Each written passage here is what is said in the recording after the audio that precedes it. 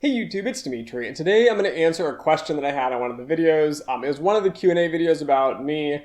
But anyways, Kevin says, hey Dimitri, what is your opinion on online communities like Quant Finance, Stack Exchange? Are you a part of it? So I'm going to tie this into a few other questions I've had in the past. Somebody asked about like my schedule. Like, what is your daily schedule like? What is your life like? I don't know. It's kind of hard to explain. And I'm just going to talk a little bit about a few things here pertaining both to this question and kind of to time management and schedules in general. So first off, Stack Exchange I think is one of the best websites out there. I love Stack Exchange. So not even the quantitative finance part of it. A lot of times I have questions like something technical I'm programming or I'm writing some code to do something different and I have math questions or even stats questions. A lot of times I just Google it and then you can pull up like Stack Exchange, all these different communities. And so I think Stack Exchange is awesome and great. Going to the fact of do I participate in Stack Exchange, the answer is no. I feel bad, I guess, because I'm taking from the community, but I'm not giving to it in a way. But at the same time, this is going to answer a similar question which other people have had, which is, Dimitri, what do you think of Quantopia? Right? Quantopia is a place to learn. It's a place where you can build algorithms. It's open source. I don't know. It's kind of this socialistic view of like everybody pitches in and, money gets allocated between algorithms. And if you're really smart, you can make money doing it. And then it's going to go into other things. There's also other websites similar to this. So QuantLib is like an open source library for quantitative finance. I'm not even sure if you can add to it. I'm pretty sure you can. But it leads me to also to GitHub and Kaggle.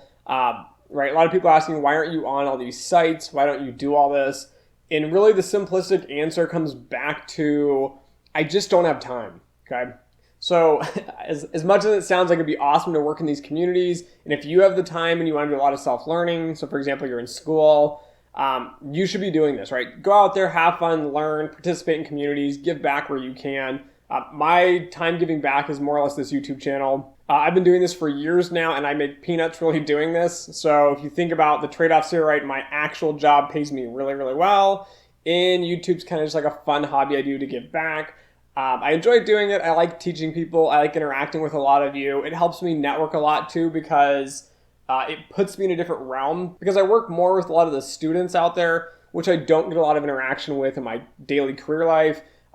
In my actual career life, right, I work a lot up and down the chain through different people, different departments, but contacting students, helping you, try to guide you into a good position. Also, I'm kind of selfish in the fact that a big part of my channel is actually educating you, training you, and creating great people out there because once you graduate, a lot of you are going to end up in our industry. And so I'd like to work with people that are excited, happy, chipper, really bright, know what's going on inside and out, when you hit the ground running. And so part of this channel is to also do that. But to step back here and look at time management, which I'm going to talk about trading as well. So we're going to kind of merge in a bunch of topics. A lot of people ask me, Dimitri, if you know all this stuff and you're so smart, why don't you do day trading? Okay. I used to day trade slightly. I was never like super serious, but I spent a little bit of time doing it. And the reality is it comes back down to time constraint, right? So to be really good at trading, you have to put in a bunch of time. For me, trading, it's a job. So I already have my risk management job. And then if I add YouTube on, that's kind of more of a job. And then if I add trading on, that's more of a job. And a lot of people say, oh, trading's infinite. You can make all this money. Yeah, somewhat. But I mean, it takes a lot of work. It takes a lot of effort. So those of you that don't know, I have a lot of hobbies. I get into like woodworking, for example, recently. I do beekeeping. Yeah, I make YouTube videos, right? All of these things are things that could potentially earn me money by putting time into them. They're hobbies for me though, so I'm not out there trying to do a woodworking business or trying to be a professional beekeeper or trying to do, all this YouTube stuff on like a massive scale, which is why I don't publish more than once a week. But at the end of the day, right, they're hobbies. And trading for me would be more or less a hobby, but I just don't have the time to do it. To do it successfully, you need to put in a minimum of 40 hours a week, but realistically, it's probably 80 hours a week. So if you put in 80 hours a week and you're a trader, and even if you're making in profits, let's say $100,000 a year, that's still less than I'm making doing my actual job, which has less stress, and I work a 9 to 5. So managing time here, especially as a professional, gets more and more complicated. And finally, to wrap this video up here, is just going through somewhat my schedule. So I work at minimum 9 to 5, and then if I work in the office, which I do usually 3 to 5 times a week, kind of depending, I have to drive 40 minutes each way. So let's just round it up. Sometimes you have traffic, sometimes it's an hour, sometimes it's 30 minutes. But let's say it's an hour each way. So if you have 8 hours of work and then you have 2 hours of drive time, you're at 10 hours. And then you get home and you're tired and you're exhausted, and then you've got to make dinner, and you run a YouTube channel. So a lot of you don't know I run 2 YouTube channels. I have this one, which has like over 5,000 subscribers right now. I have another one called Bianco Land, which is more or less my 1.25 acre property. It's kind of like on my beekeeping, my gardening, my woodworking, how to fix things around the house, how to fix cars. It's more or less my hobby channel. So I just do it for fun. It has like 190 subscribers, right? I've been doing it for a few years. I just don't really care. I just like doing it for the fun. So I run 2 YouTube channels, but a lot of these videos I do, for example, for this channel, I have to do 1 per week.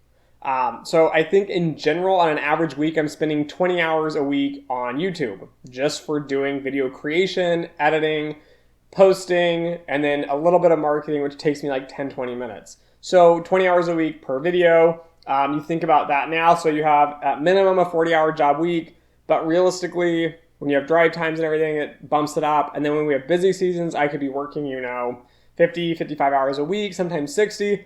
It's definitely not killer like investment banking, right? I'm not claiming that at all.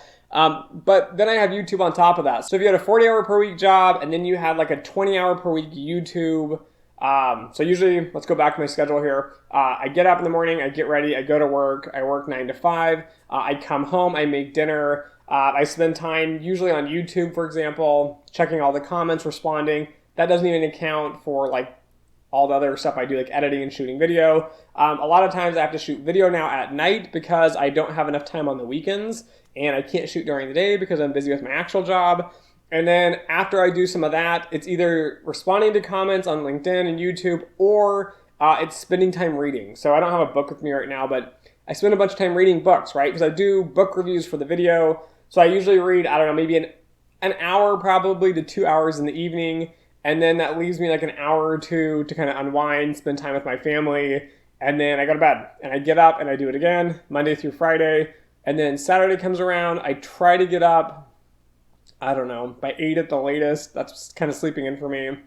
And then after 8, I get up and I have a 1.25 acre property. So on the weekend, I have to mow the grass. I have to weed eat. I have to check my bees. I do my gardening. I shoot a lot of videos on the weekends. So Sundays, I'll spend, 6 to 12 hours just editing video, for example, because I've shot a bunch of videos in a day or 2. And then I went and I edited a bunch of them. So the editing takes me a lot of time. And then, Saturday, Sunday, like I mentioned, all these hobbies and things, washing cars, grocery shopping, cleaning my house, doing all that type of stuff, family time. And then Monday rolls back around and I'm back to it again. And so a lot of times you just don't have all the extra time. It's one of those things that when you're a student, you should really, really take advantage of it. If you have a job, for example, and they allow you to do self-study, this is a really big advantage for a lot of careers, because you can spend a lot of your time learning, self-learning, investing your time and money into skills that will help your employer. So don't just do it to waste time. Do things that can make your career better, make your employer better. But that's kind of how I utilize it. So anyways, that's kind of my schedule. That's also why I don't participate in a lot of other forums, including Reddit, which I didn't mention. I'm not on there a lot either, just because I don't have a lot of time to do that. Anyways, thanks for watching. Don't forget to like, share, and subscribe. And as always, until next time.